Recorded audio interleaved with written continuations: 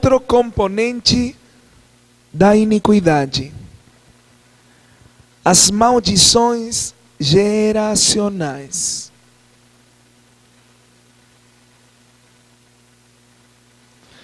Que é a maldição? A maldição é o pagamento de Deus na vida de uma pessoa e sua descendência como resultado da iniquidade. Então a maldição é o resultado, é o pagamento que Deus faz sobre a iniquidade. A maldição causa endurecimento de coração e permite entrada legal aos espíritos geracionais. Agora, vamos falar um pouco sobre a energia da maldição. Tá? O que a força espiritual ou a energia da maldição. Toda maldição, ela tem uma força espiritual, tem um componente espiritual, um componente místico, que denota uma força. Então, as palavras de uma maldição são uma energia liberada que, como um laço, transcende de geração em geração. A maldição está ligada às palavras que são liberadas como uma energia que fazem um laço e transcendem de geração a geração. Agora, essa maldição pode ser transmitida, transferida através dos genes. Pode ser também através das portas espirituais abertas e pode ser pelos pecados não confessados. Aí nós temos algumas causas da maldição. Então a maldição tem um componente espiritual. Vamos ver 3 significados do que é a maldição. 3 significados da maldição. Primeiro, a maldição é usada para invocar o mal contra alguém através das palavras. A maldição se usa então para invocar o mal contra alguém através das palavras. Quando nós recebemos palavras que foram uma invocação de alguém para trazer mal sobre as nossas vidas, isso é o que se denomina tecnicamente como maldição. A maldição também é feita para que venha desgraça e problemas na vida das pessoas. Tem o objetivo de causar uma desgraça, causar problemas, conflitos na vida das pessoas. Terceiro significado: a maldição é usada para que uma pessoa ou lugar amaldiçoado venha a lhe desgraça e problemas. Então, funciona não só com pessoas, mas também pode funcionar com lugares. Todos nós temos experimentado nas nossas vidas palavras que foram liberadas na nossa contra que causaram um efeito.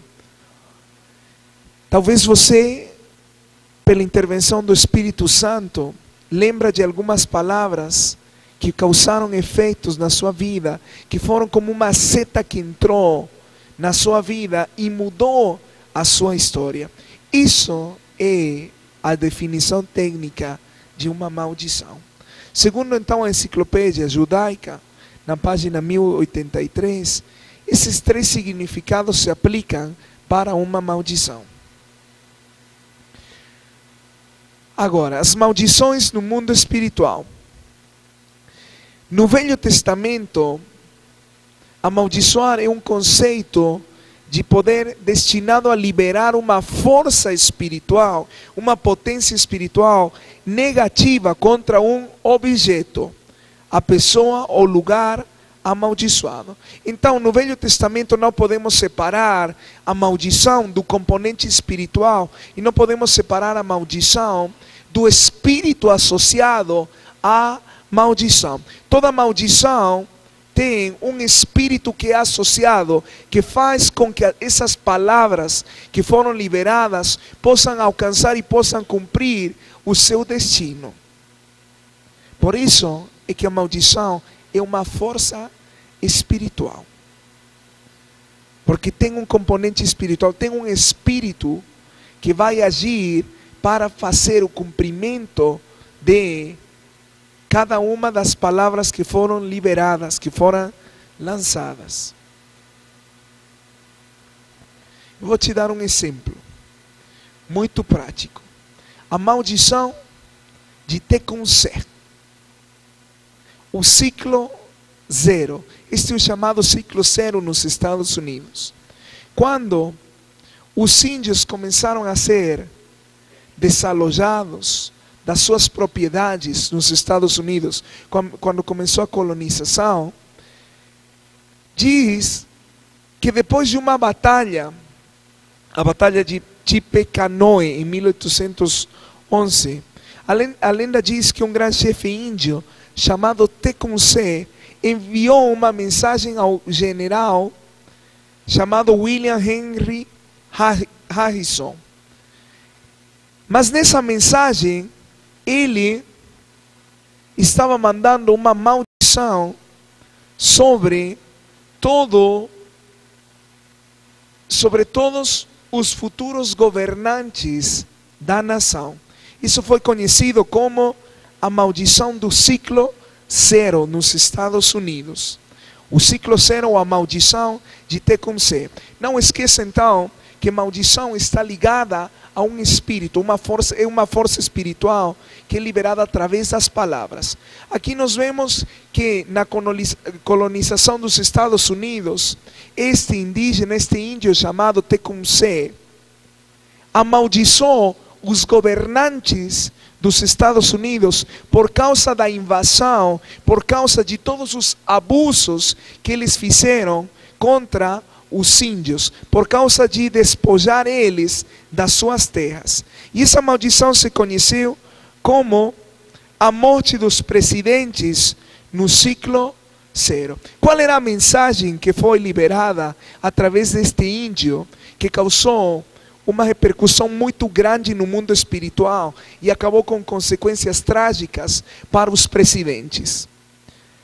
Ele escreveu que Harrison, o general, não seria o grande chefe nesse ano, não seria o governante da nação, mas ainda se ele ganhasse, o seguinte governante não terminaria o seu período. Ele liberou uma força espiritual através das palavras, ele liberou uma potência espiritual, um espírito através dessas palavras, mas ele tinha a legalidade de liberar esse espírito, porque ele tinha sido vítima de abusos por parte das tropas dos Estados Unidos nessa colonização. Eles estavam sendo tirados de terras que pertenciam legalmente a eles. Então, ele tinha toda a autoridade para poder liberar essa palavra de maldição e que essa palavra de maldição se cumprisse. E a palavra efetivamente se cumpriu. Essa palavra foi com um espírito designado para o cumprimento e começou a tomar lugar. Ele falou que se ele fosse escolhido, se ele ganhasse o seguinte governante, ele não terminaria o seu período. Morreria no ofício. Ninguém tinha morto até então no ofício. Mas a partir dessa maldição, começaram a acontecer muitas mortes nos governantes dos Estados Unidos. Não esqueça que o índio tinha sido invadido nas suas próprias terras, despojado, e que portanto tinha autoridade para liberar essa maldição, e que essa maldição se cumprisse nos governantes dos Estados Unidos. William Harrison, o que ele falou que não seria eleito, foi eleito em 1840 e morreu o 6 de abril de 1941 com uma pneumonia. Se cumpriu a maldição? Sim. Começou o chamado ciclo zero nos Estados Unidos. Abraham Lincoln, 20 anos depois, olha que a maldição estabelecia um ciclo para os governantes. Abraham Lincoln, 20 anos depois, foi eleito em 1860. Morreu o 14 de abril de 1865, assassinado. Se cumpriu a maldição? Se cumpriu. James Garfield, eleito em 1880, 20 anos depois, morreu o 2 de julho de 1881, também assassinado. Olha como essa maldição que foi declarada pelo índio Tecumseh estava alcançando cumprimento preciso e exato, segundo o ciclo, segundo o chamado ciclo zero, que era a morte dos governantes, dos presidentes, cada 20 anos. Está me seguindo? William McKinley, eleito em 1900, 20 anos depois, morreu 6 de setembro de 1901, assassinado. Perceba algo, antes das palavras do índio, das palavras de maldição, ninguém tinha morto no ofício.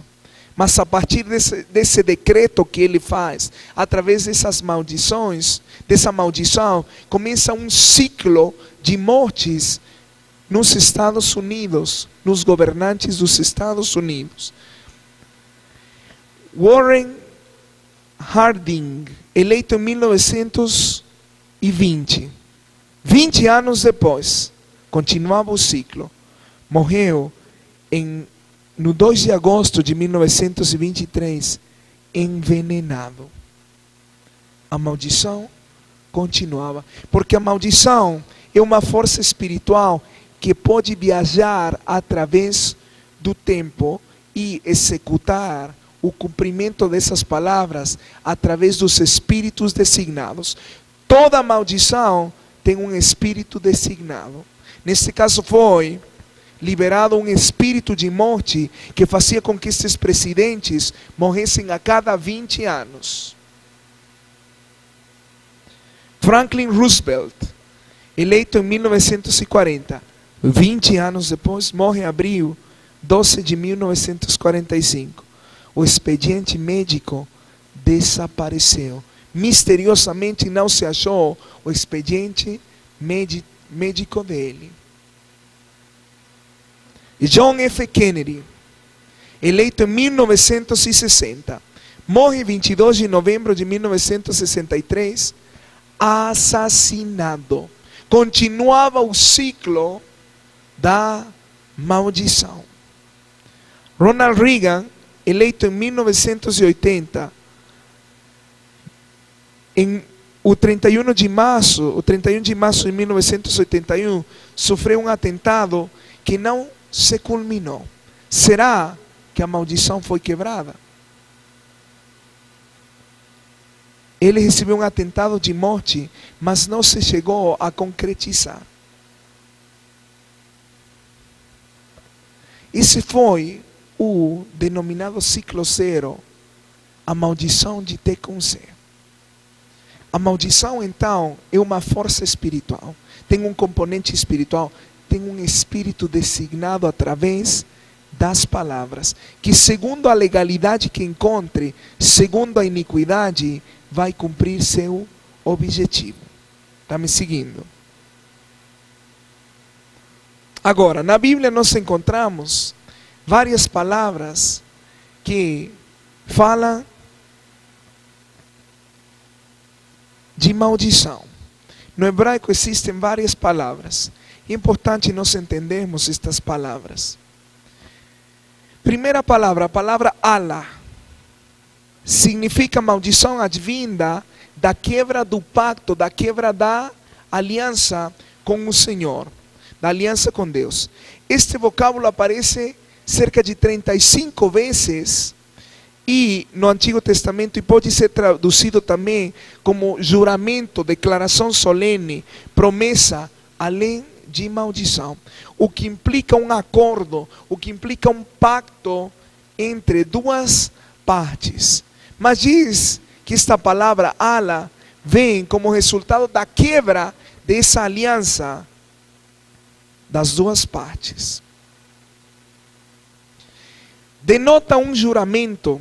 Em sua forma mais básica, o substantivo pode ser usado para expressar uma promessa entre dois homens. Pode ser usado para expressar lealdade e uma promessa, um pacto entre duas pessoas.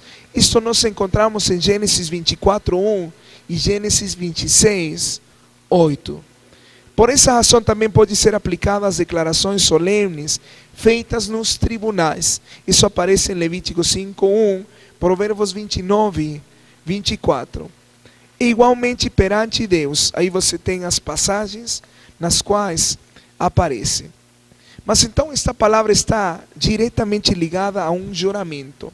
Esta palavra vem como consequência de quebrar o juramento. Uma maldição como consequência de ter quebrado uma aliança, ter quebrado o pacto, ter quebrado o juramento entre ambas partes, podendo ser uma dessas partes Deus.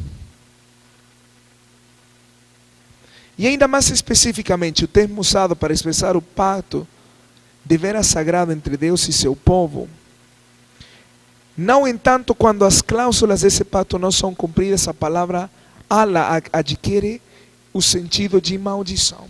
Quando o pacto não é cumprido, é que a palavra ala adquire o sentido de maldição. É que essa palavra consegue ter esse sentido de amaldiçoar.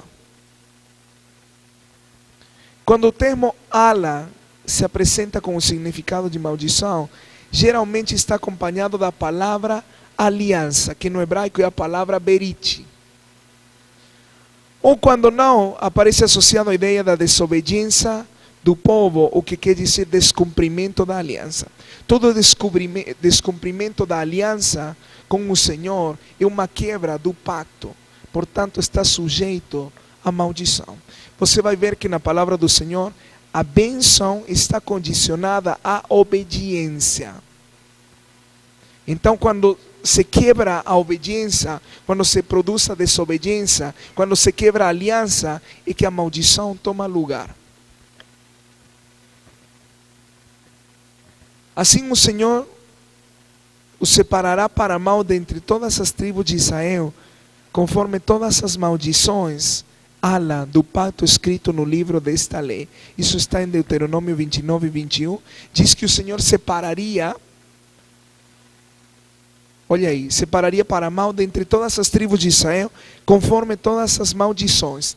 Ala, a palavra maldição, quebra da aliança do pacto escrito no livro desta lei. O Senhor separaria para mal, para executar a maldição. Outra palavra no hebraico para maldição é a palavra kalau. Significa maldição decorrente pelo mau uso da língua. Toda maldição está ligada às palavras, mas também está ligada a uma consequência da quebra da aliança com o Senhor. Aqui nós vemos que kal tem a ver com a maldição ligada ao mau uso da língua. Este termo é usado nos casos de lançar uma praga. Por exemplo, no Velho Testamento, eles acreditavam, segundo o contexto hebraico, que pragas poderiam ser liberadas através das maldições.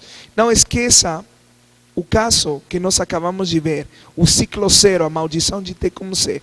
Ele liberou um espírito de morte através da sua maldição que alcançou muitos presidentes dos Estados Unidos.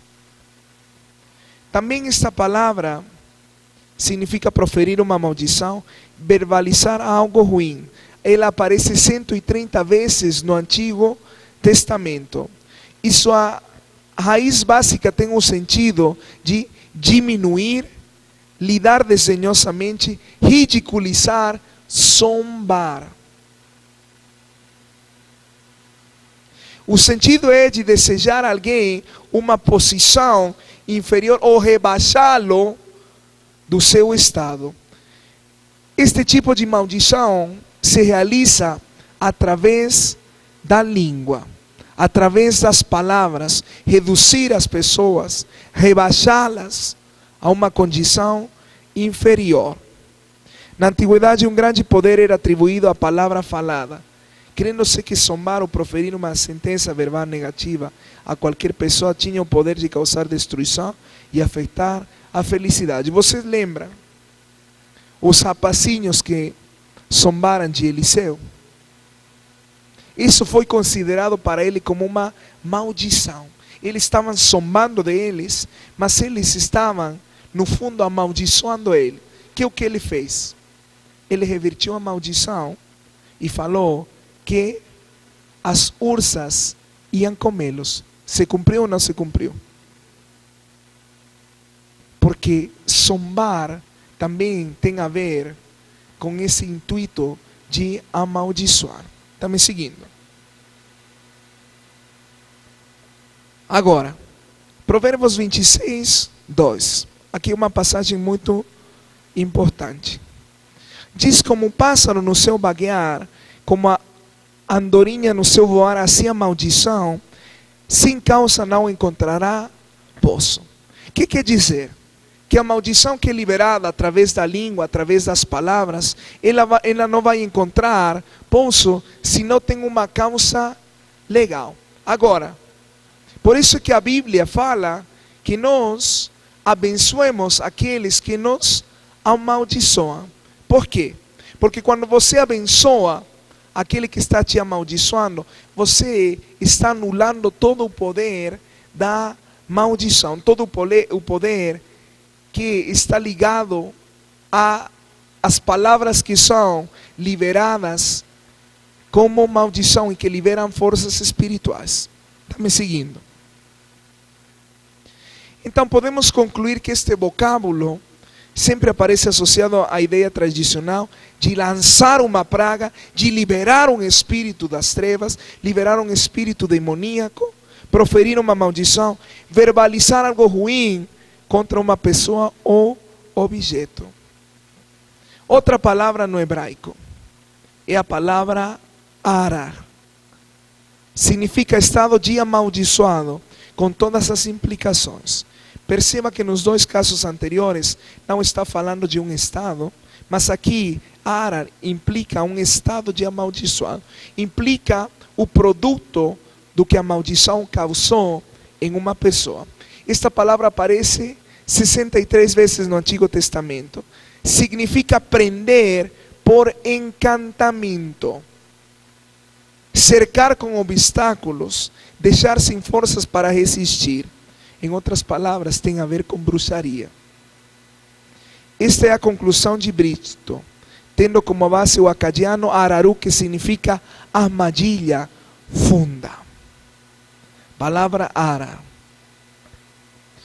Como já foi destacado, arar é exatamente o antônimo de baraque. Baraque libera a pessoa para prosperar, mas arar irá prendê-la, cercá-la.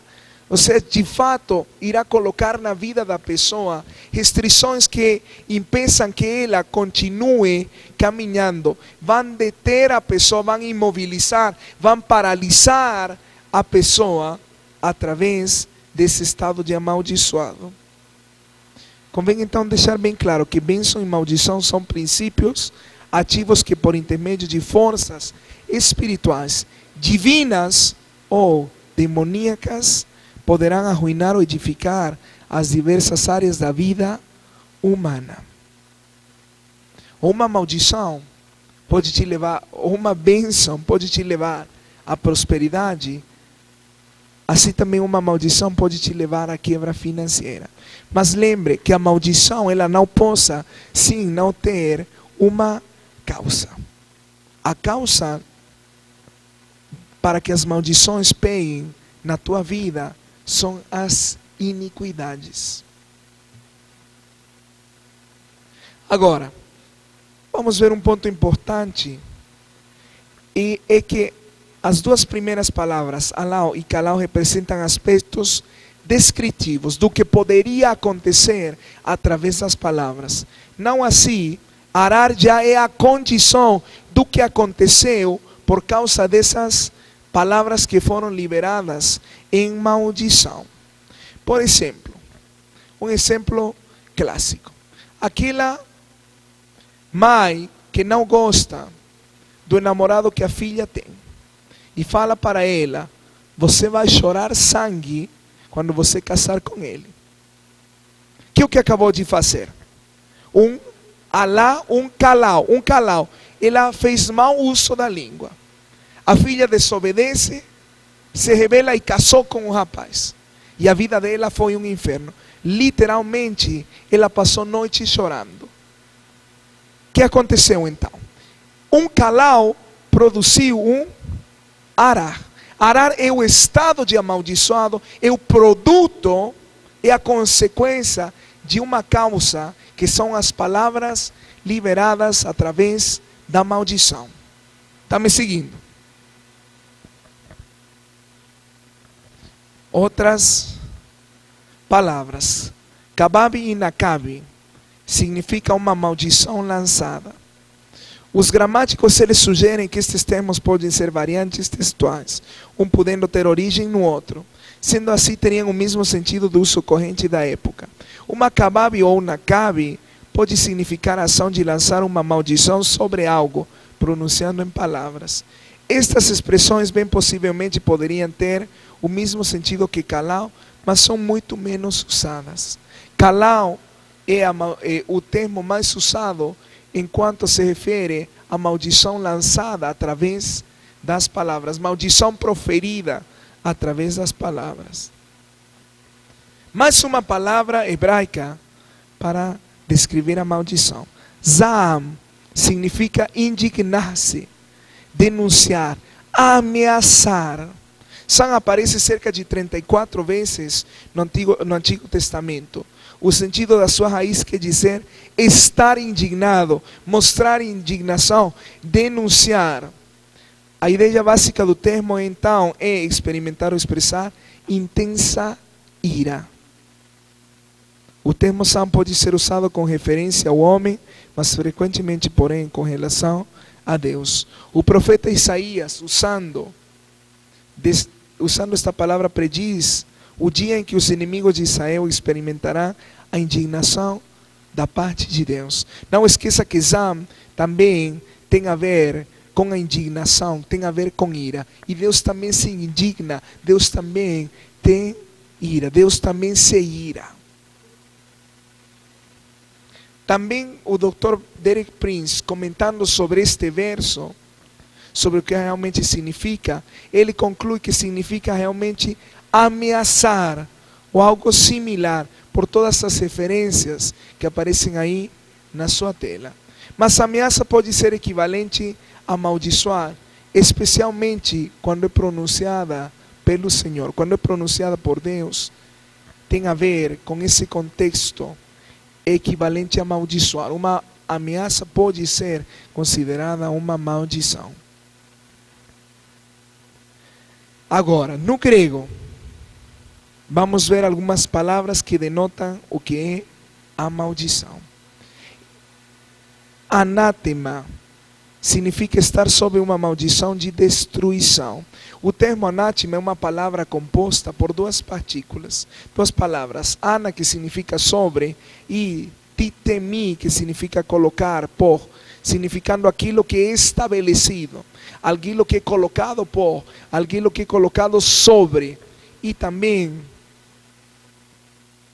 a partir de aí temos os seguintes sentidos: dádiva sagrada, oferta estabelecida no templo da divindade, aquilo que está entregue à ira dos deuses, aquilo que é dedicado à destruição e aquilo que está sob domínio de uma maldição, de um interdito, excomunhão. O termo anátema transmite a ideia de algo ou alguém que está separado ou para Deus, para a obra dele, ou para a destruição, amaldiçoado. O Novo Testamento faz uso específico do termo para expressar pessoas que estão sob uma maldição, ou seja, condenadas a serem destruídas e aniquiladas totalmente.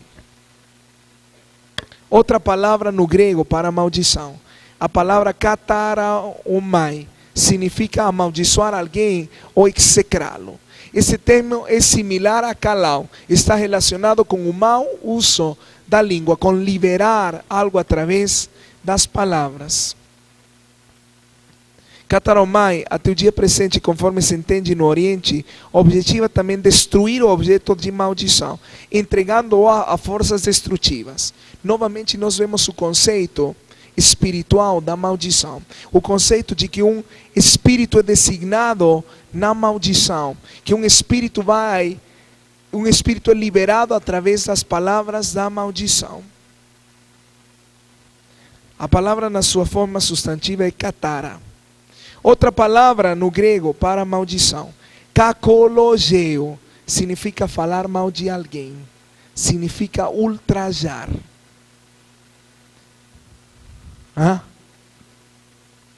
Tem algumas pessoas que fazem uso dessa palavra, falam mal de alguém. Este termo pode ser empregado referindo-se a pessoas ou coisas e pode ser usado em dois sentidos. Amaldiçoar alguém, embora não seja o seu significado original, esta transição deve ser a crença antiga do poder da palavra falada. Mas também pode significar falar mal de alguém. Este é o sentido mais exato do que a Bíblia nos fala de kakologeo. Falar mal não quer dizer estar amaldiçoando alguém. Agora, aqui é importante fazer uma aclaração.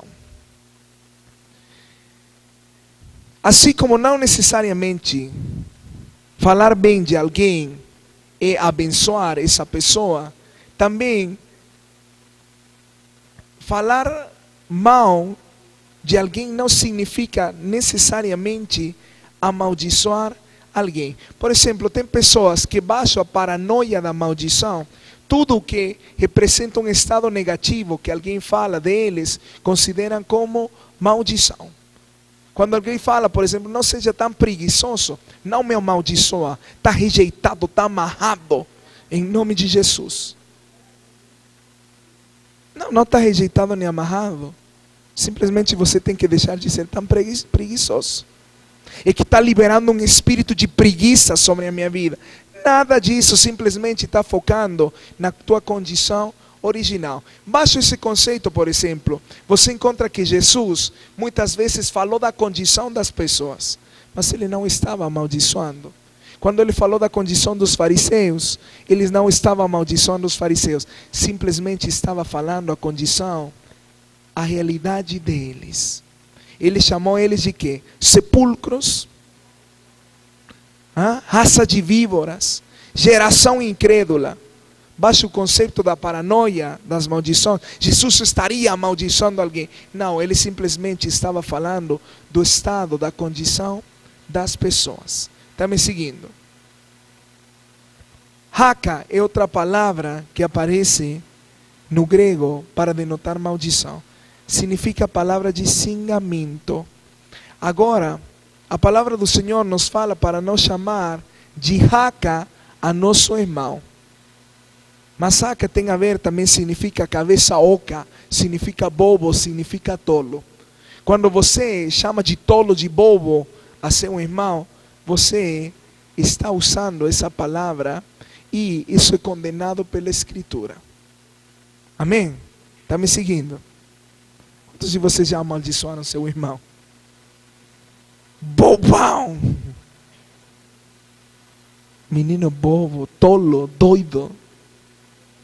Isso tem a ver com a maldição.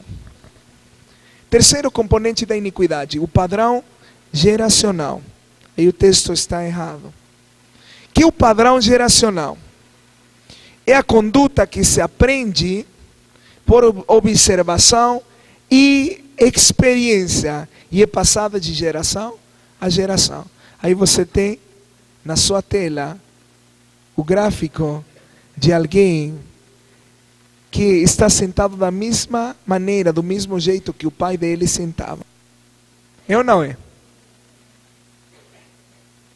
Você já viu que as crianças elas aprendem do que elas observam dos seus pais. Isso se chama iniquidade por modelamento, através de modelos. O que aprendemos é o que nós transmitimos. 3 de João 1:11.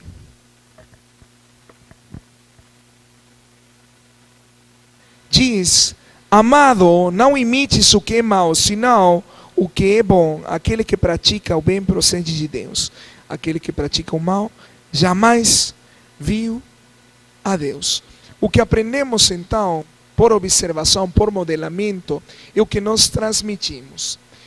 Aqui está falando de um modelo de hábitos negativos que podem ser transmitidos às seguintes gerações.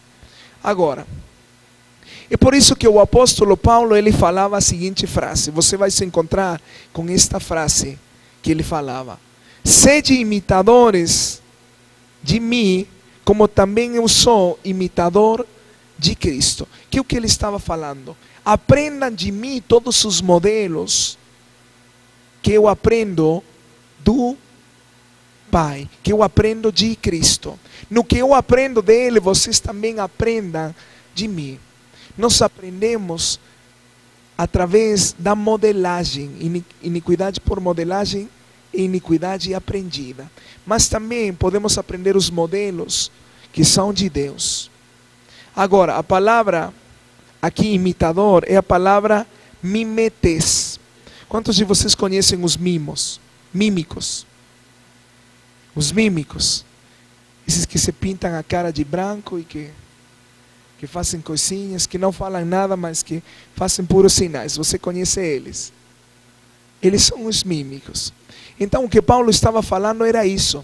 Era fazer tudo o que eu faço, mas tudo o que eu imito a Cristo. Ele estava falando: eu sou um mímico de Cristo, portanto vocês também têm que aprender a ser mímicos de tudo o que eu imito a Cristo.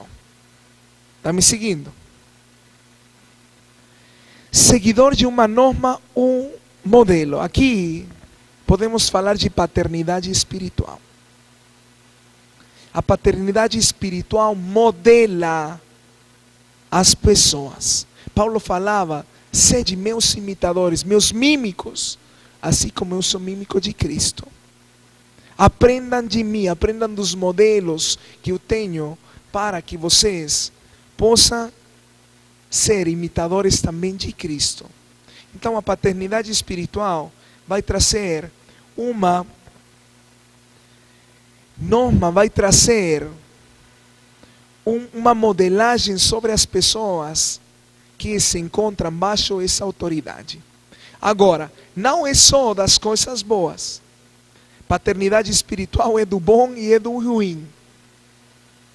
Se a pessoa a qual você está sujeita, por exemplo, uma pessoa próspera, você vai ter direito a experimentar essa mesma prosperidade.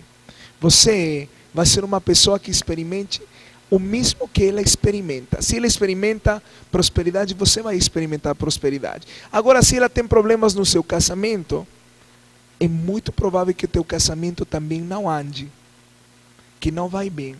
É por isso que precisamos ter convicção do Espírito de quem será a pessoa que modele a minha vida espiritualmente.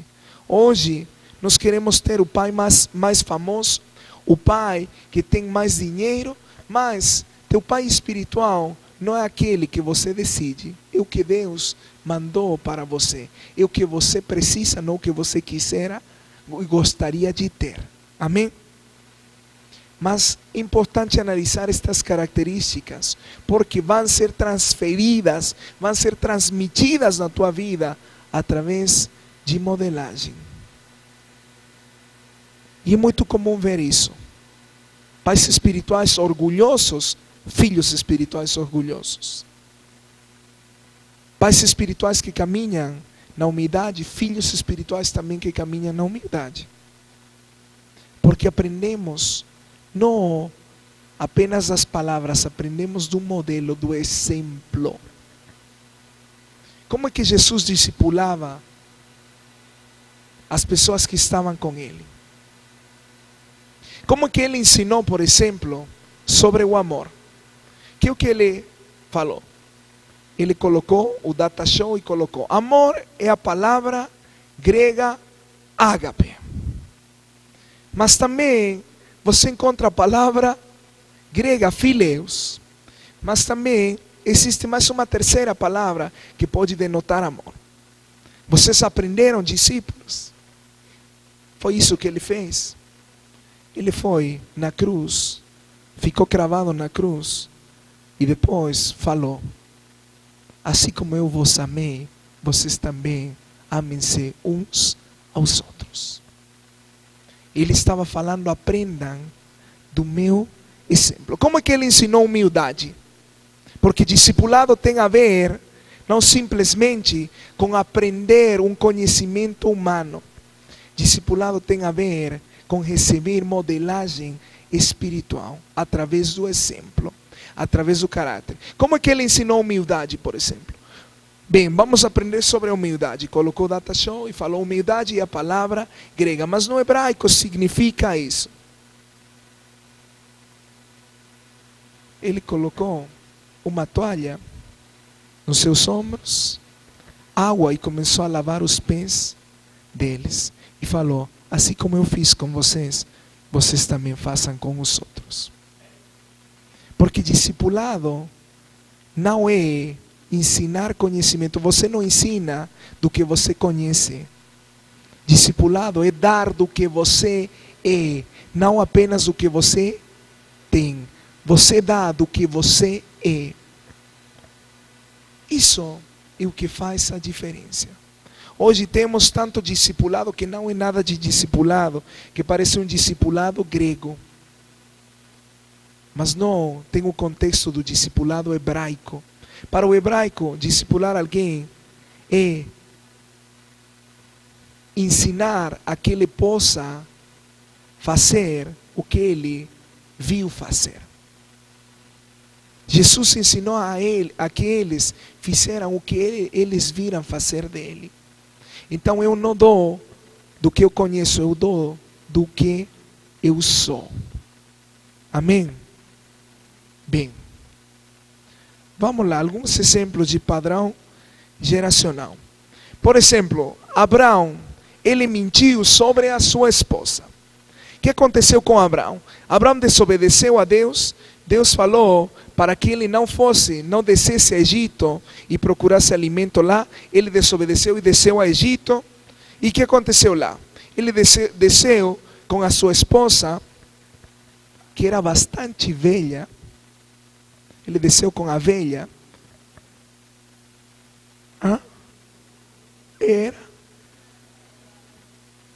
Sua esposa era velha, sim. Era bastante velha, sim. E o que aconteceu com o faraó? O faraó, que tinha muitas mulheres novas, ficou apaixonado da velha. É verdade, leia isso a Bíblia. Leia aí a Bíblia. Ela era velha. Sara não era nova quando eles desceram ao Egito. Agora tem muitas teorias teológicas que falam que não, que ela era bonita. Não, ela era velha. Mas fique tranquila, a mulherada ficou revoltada, tranquila. Mas o que eu quero te mostrar é o seguinte: o faraó tinha as mulheres mais bonitas no seu harém, mas ele escolheu a Sara. Por quê? Pela desobediência de Abraão. E ele teve que mentir para supostamente salvar a vida dela. Aqui há outra teoria que diz que ele não mentiu porque na verdade ela era sua irmã. Ele mentiu, sim. Mentiu. Ele falou que era sua irmã e não era só a sua irmã, era sua esposa. Agora, o que aconteceu com Isaac? Ante uma mesma situação, em Gênesis 26, 6 a 11, mente também sobre a sua esposa e fala as mesmas palavras de Abraão. Esse é um padrão geracional. O que acontece com Jacó? Jacó significa quê? Suplantador, enganador, mentiroso. Você vê como o padrão que Abraão começou a se repetir neles. Que é o que Jacó fez em Gênesis 27, desde o verso 11 ao 25. Ele mentiu a seu pai sobre seu irmão. Os 11 filhos de Jacó mantiveram em segredo a mentira por 17 anos a respeito de José. A quarta geração continuava mentindo.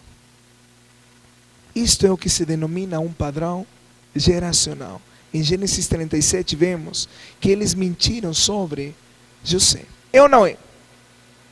Mas começou com quem? Com Abraão.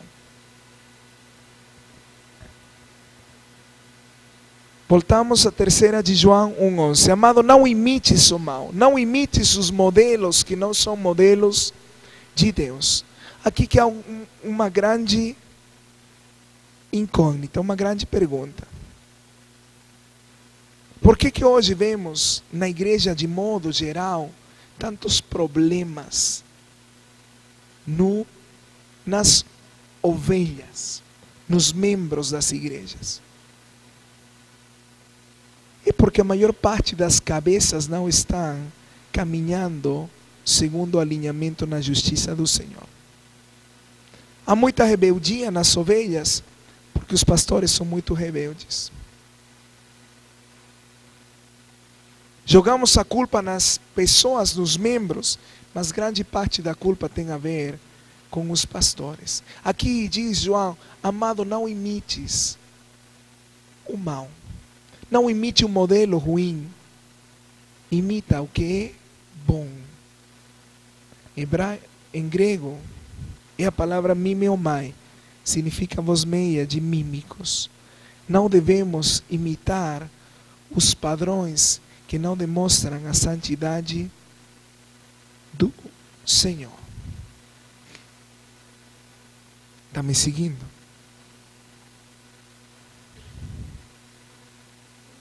Bem, vamos fazer um exercício nesta hora. Pega a sua Bíblia aí.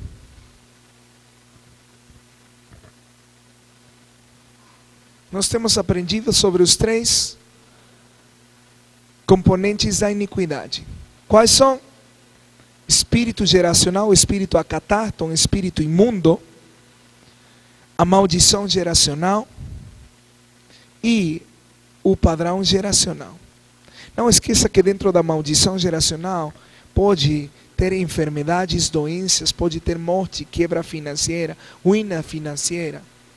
E também temos visto o padrão geracional. Venha comigo a Marcos 9, 14 ao 29. Diz assim: quando eles se aproximaram dos discípulos, viram numerosa multidão ao redor e que os escribas discutiam com eles. E logo toda a multidão, a ver Jesus, tomada de surpresa, correu para ele e os saudava. Então ele interpelou os escribas: que é que discutis com eles? E um dentre a multidão respondeu: mestre, trouxe-te meu filho possesso de um espírito mudo. Fala comigo, espírito mudo aí. Espírito mudo. Este, onde quer que o apanha, lança-o por terra, e ele espuma, rilha os dentes e vai definhando. Roguei a teus discípulos que o expelissem, e eles não puderam. Então Jesus lhes disse: ó geração incrédula. Fala comigo aí, geração incrédula. Até quando estarei convosco? Até quando vos sofrerei? Trazei-mo. E trouxeram-no. Quando ele viu a Jesus, o espírito imediatamente o agitou com violência, e caindo ele por terra, revolvia-se espumando. Perguntou Jesus ao pai do menino: há quanto tempo isto lhe sucede? Desde a infância, respondeu, e muitas vezes o tem lançado no fogo e na água para o matar. Mas se tu podes alguma coisa, tem compaixão de nós e ajuda-nos. Ao que lhe respondeu Jesus: se podes, tudo é possível ao que crê. Imediatamente o pai do menino exclamou com lágrimas: eu creio, ajuda-me na minha falta de fé. Vendo Jesus que a multidão concorria, repreendeu o espírito imundo, dizendo-lhe: espírito mudo e surdo, eu te ordeno, sai deste jovem e nunca mais tornes a ele. E ele, clamando e agitando-o muito, saiu, deixando-o como se estivesse morto, a ponto de muitos dizerem: morreu. Mas Jesus, tomando-o pela mão, o ergueu e ele se levantou. Quando entrou em casa, os seus discípulos lhe perguntaram em particular: por que não podemos nós expulsá-lo? Respondeu-lhes: esta casta não pode sair senão por meio de oração e de jejum. Esta é uma passagem maravilhosa para ilustrar os três componentes da iniquidade. Aqui nós vemos que no meio da multidão começa a acontecer algum evento. E Jesus pergunta: o que está acontecendo? Por que estão todos alvoroçados? O que está acontecendo? O que está sucedendo? Aí, o que respondem para ele? Mestre, aparece um pai que fala com Jesus e fala: mestre, eu trouxe meu filho que está endemoniado para que os discípulos o libertassem. Ele tem um espírito mudo, mas eles não conseguiram libertá-lo. O que Jesus fala? Trazei-mo. Olha aí, volta comigo. Então Jesus lhes disse, verso 19: ó geração incrédula, até quando estarei convosco? Até quando vos sofrerei? Trazei-mo. Pergunto eu, quando ele falou de geração incrédula, ele estava falando com quem? Com os discípulos ou com o pai do menino? Quem estava dialogando com Jesus nesse momento? O pai estava pedindo ajuda pelo filho, reconhecendo que o filho tinha um problema espiritual, um problema de demonização que causava que o espírito tomasse ele e o jogasse no fogo, o jogasse no chão e fizesse muitas outras coisas que machucavam seu filho. Ele estava falando com Jesus, ao que Jesus responde: ó geração incrédula. Olha aí, o que ele respondeu? Geração. Ele estava falando com quem? Com o pai do menino. Ele estava falando sobre a linhagem deles. Ele estava falando com a casa espiritual deles. Ele falou geração incrédula.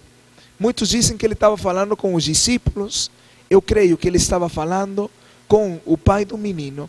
Mas ele estava identificando algo. Ele estava identificando que o problema que o menino tinha era um problema geracional, era um problema de iniquidade.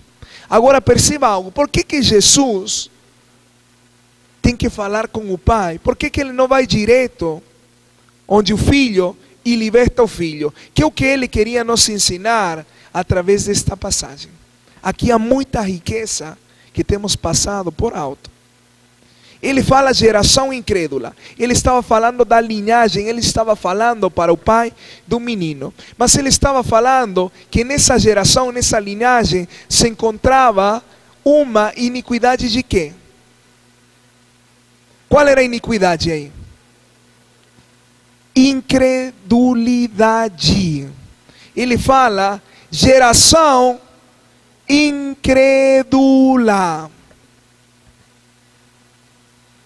Ele estava reconhecendo que era um problema de quê?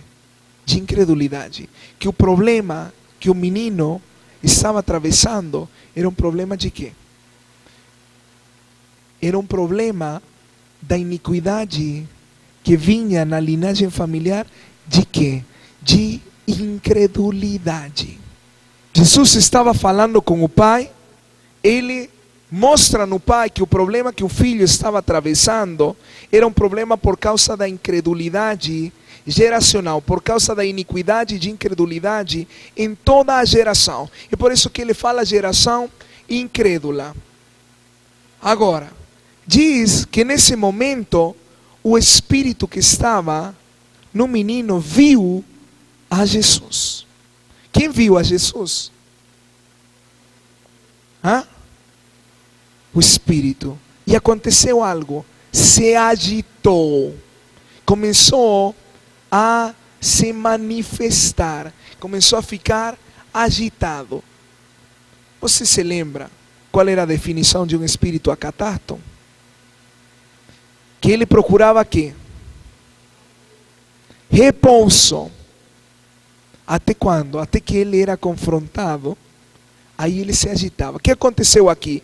O espírito que estava no menino, que estava em repouso nesse momento, se agitou. Por quê? Porque viu a Jesus. Agora perceba bem, que é o que o pai falou com Jesus. Por que o pai fala com Jesus? E Jesus dialoga com o pai, e ele não faz nada com o menino, até resolver primeiro com o pai toda a situação geracional, toda a iniquidade geracional. Que é o que o pai fala? Meu filho tem um espírito que? Mudo. Olha o diagnóstico do pai. Ele reconhece que o filho estava endemoniado e tinha um espírito mudo. Jesus não faz nada com isso. Ele começa a falar com o pai. Nisso, o espírito demoníaco vê a Jesus e ele se agita. Perguntou Jesus ao pai do menino: olha, Jesus, o menino está convulsionando, está no chão, todo agitado, e Jesus não faz nada.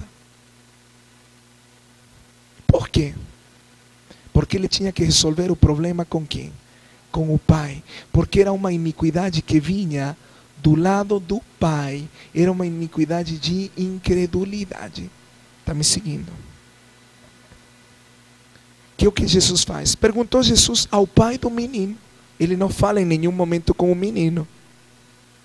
Há quanto tempo isto lhe sucede? Desde a infância, respondeu. E muitas vezes o tem lançado no fogo e na água para o matar. Mas se tu podes alguma coisa, tem compaixão de nós e ajuda-nos. Olha como Jesus fala para o pai. Faz quanto tempo que isso acontece? Ele fala desde criança. Mas se tu podes alguma coisa, ajuda-nos. Olha como ele estava expressando essa iniquidade de incredulidade através das palavras. Se tu podes, ele estava na frente de Jesus. O espírito demoníaco tinha reconhecido a Jesus e o pai não reconhece diante de quem ele estava. E fala: se tu podes alguma coisa, ajuda-nos. Olha o que Jesus responde. Ao que lhe respondeu Jesus: se podes. No original diz que se eu posso, você está na frente de Deus e vai perguntar se Deus pode. Isso é a iniquidade de incredulidade. Ele falou que se eu posso, tudo é possível a quem? Ao que crê. Ele estava confrontando no pai o problema de quê? De quê? Da incredulidade. Ele confronta a geração, a linhagem, falando que se eu posso, tudo é possível ao que crê. O problema é que vocês não creem. O que aconteceu? Imediatamente o pai do menino exclamou com lágrimas: eu creio, ajuda-me na minha falta de fé, na minha incredulidade. O que acontece? Imagina o quadro por um momento. Jesus, ele se encontra com o pai do menino. O pai do menino pede ajuda a Jesus, mas ele mesmo precisava ajuda na sua linhagem familiar, na sua linhagem geracional. Ele fala que seu filho tinha um problema, que um espírito mudo tomava ele e o jogava no chão e causava muito problema nele. Jesus manda trazer um menino. Quando chega o menino, o espírito que estava dentro dele manifesta e cai no chão. Jesus não faz nada. Ele não vai libertar o menino. Ele vai arrumar as contas com o Pai. Há muitas coisas que vão ser arrumadas nas nossas vidas através da confissão das iniquidades. Ele vai e confronta ao Pai. E diz: há quanto tempo acontece isso? O Pai fala: desde criança. E olha o que o Pai faz: verbaliza a iniquidade que estava dentro dele. Fala: se tu podes fazer alguma coisa.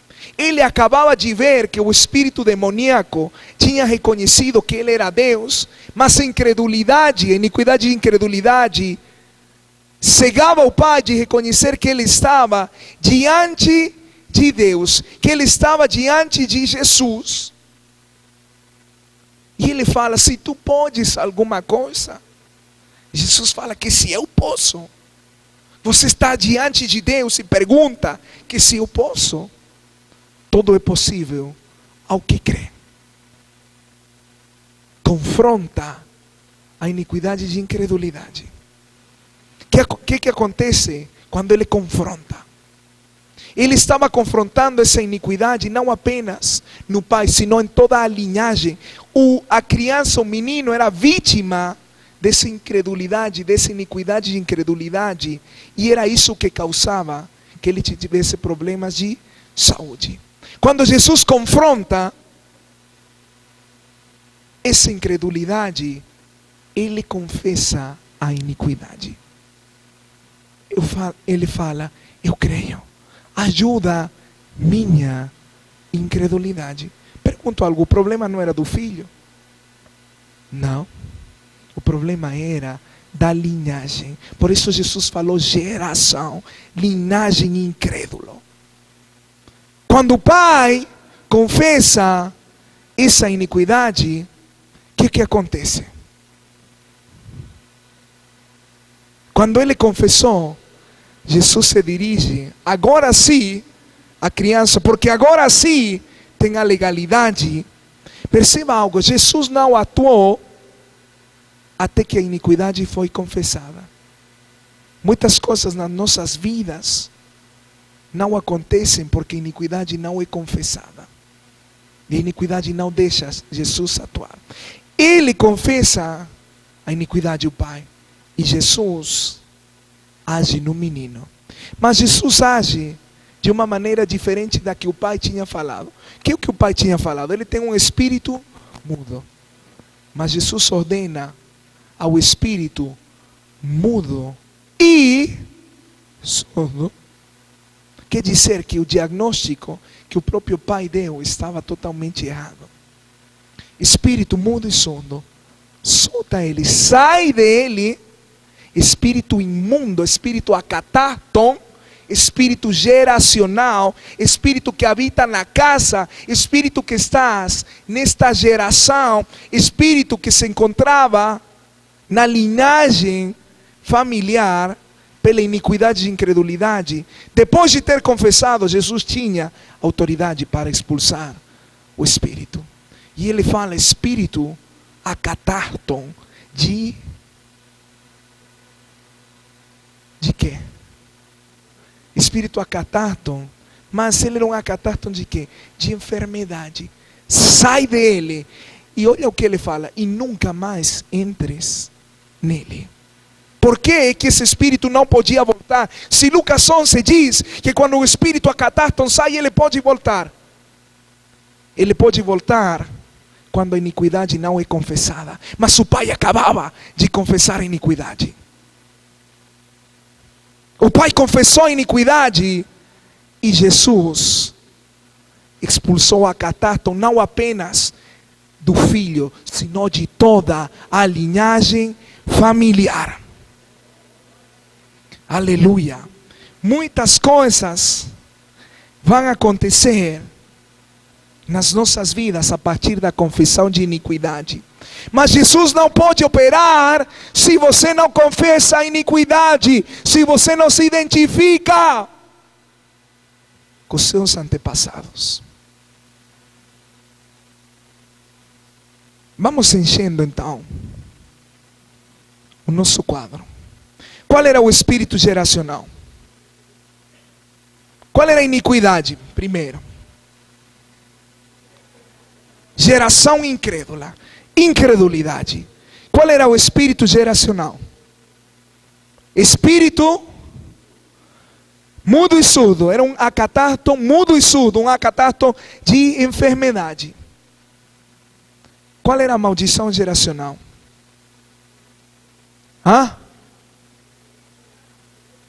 Epilepsia. E qual era o padrão geracional?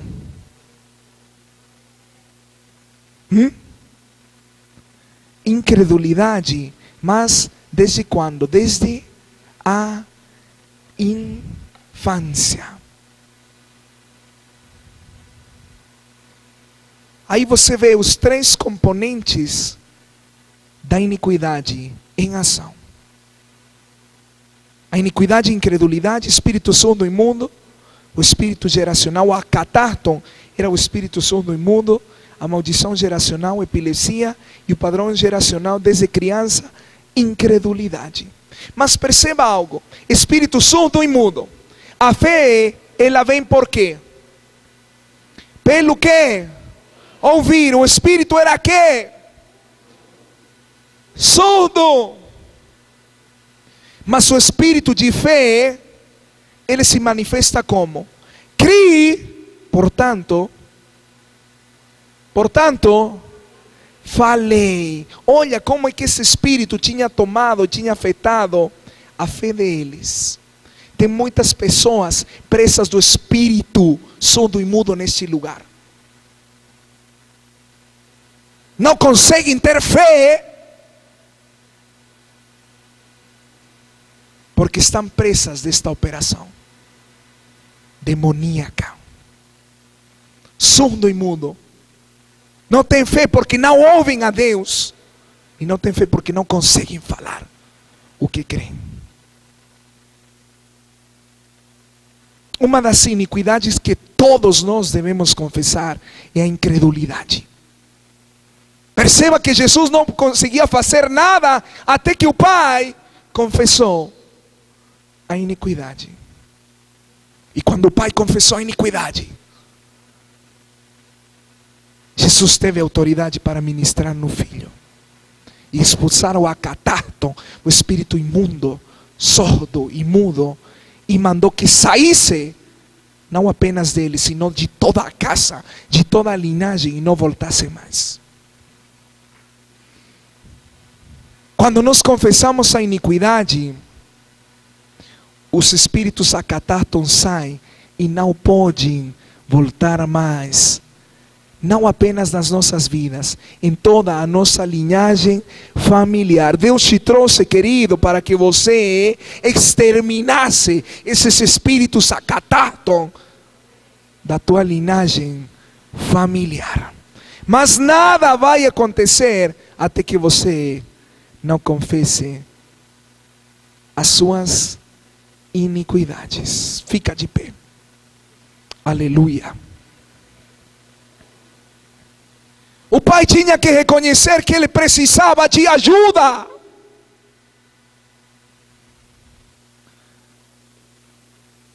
Ele falou: Jesus, eu confesso a minha iniquidade de incredulidade. E quando ele fez isso, Jesus expulsou o espírito geracional. Mas no final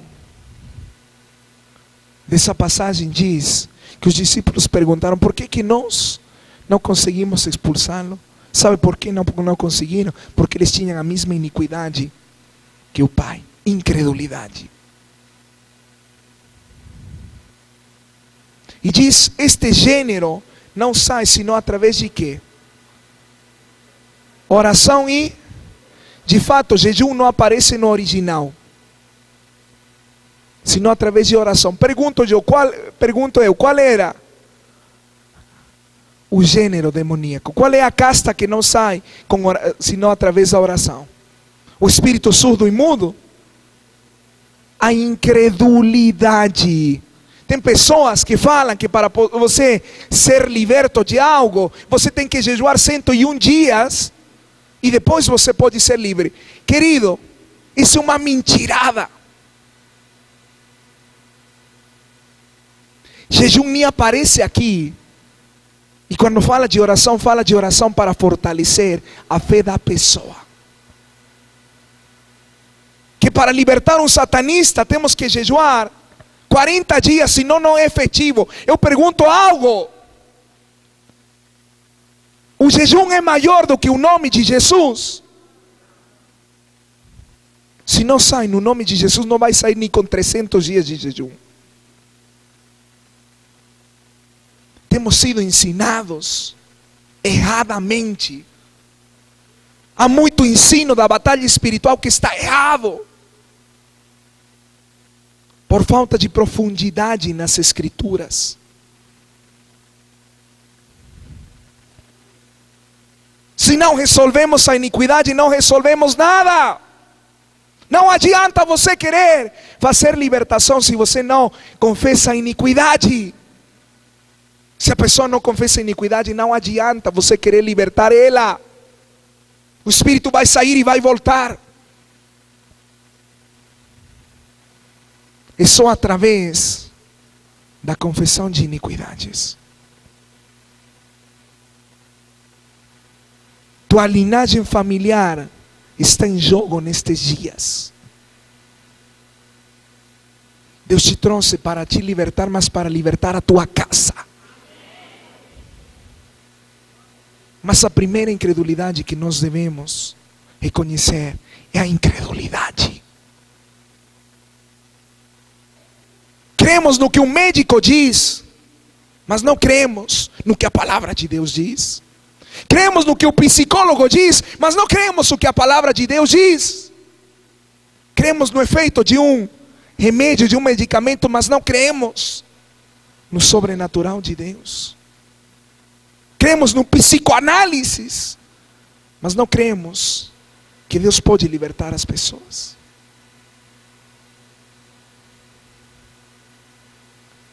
A primeira iniquidade que devemos confessar é a incredulidade. Levante as suas mãos aí onde você está. Aleluia. Deus quer te fazer livre neste dia. Ora comigo aí em nome de Jesus. Repete comigo em nome de Jesus. Nesta hora eu reconheço a minha iniquidade e a iniquidade dos meus antepassados, de incredulidade. Nesta hora eu renuncio a toda aliança com o espírito surdo e mudo, em nome de Jesus. Deixa eu orar por você em nome de Jesus nesta hora. Eu ordeno com a autoridade que há pela confissão dessas iniquidades, que todo espírito geracional, sordo e mudo, solte a tua vida. E ordeno que solte não apenas a tua vida, solte a tua linhagem familiar. Agora em nome de Jesus. Solta a linhagem familiar. Não podemos continuar no treinamento com incredulidade. Solta as linhas geracionais em nome de Jesus. E eu declaro que os ouvidos de cada pessoa agora são abertos em nome de Jesus. E que toda mordaça da religião que impede eles falarem agora é tirada e eles começam a falar fé. Em nome de Jesus. Resequeta basoto ribasendea. Em nome de Jesus. Em nome de Jesus. Aleluia. Aleluia. Aleluia. E ordeno que esses acatarton de incredulidade que estavam em repouso se manifestem agora. Em nome de Jesus. Agora. E saiam e nunca mais entrem nesta casa. Em nome de Jesus. Aleluia. O Espírito Santo está ministrando a tua vida nesta hora. Eu posso ver a ação poderosa do Espírito, a luz do Espírito entrando na mente de cada pessoa nesse lugar. Eu posso ver que o Espírito Santo está derramando sobre a tua mente nesta hora a sua luz. E posso ver que fortalezas de incredulidade estão caindo nesta hora. Aleluia, começa a receber a tua liberdade. E eu ministro agora sobre você o espírito de fé. Espírito de fé. Espírito de fé. Agora seja ministrado sobre cada pessoa neste lugar. Espírito de fé seja ministrado sobre a tua vida. Em nome de Jesus. Sebraçotopracete babababa. Ricatetziti sheblandi ricobrisindere lebrai. Ramando arebaraste carabastorire. Em nome de Jesus. Recebe agora o espírito de fé. Em nome de Jesus.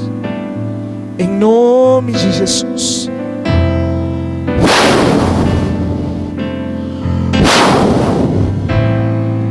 Recebe, recebe, recebe.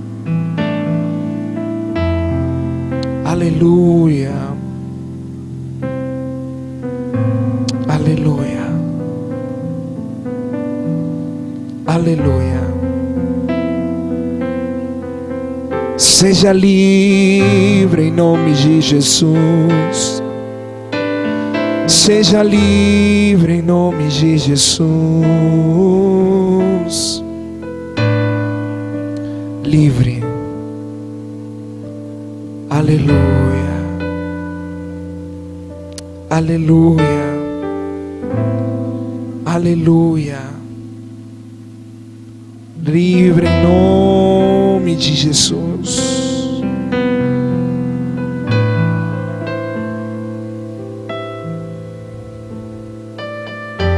Aleluia.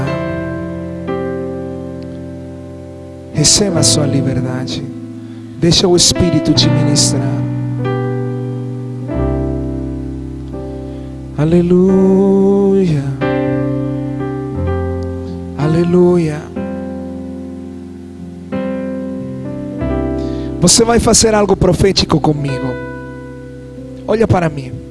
Faça assim. Você vai bater na sua cabeça.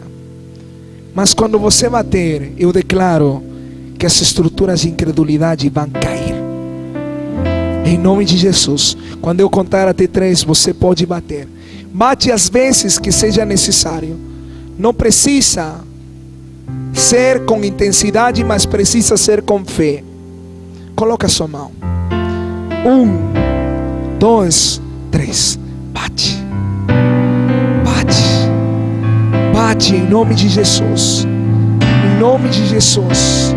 Que essas fortalezas de incredulidade agora possam ser destruídas.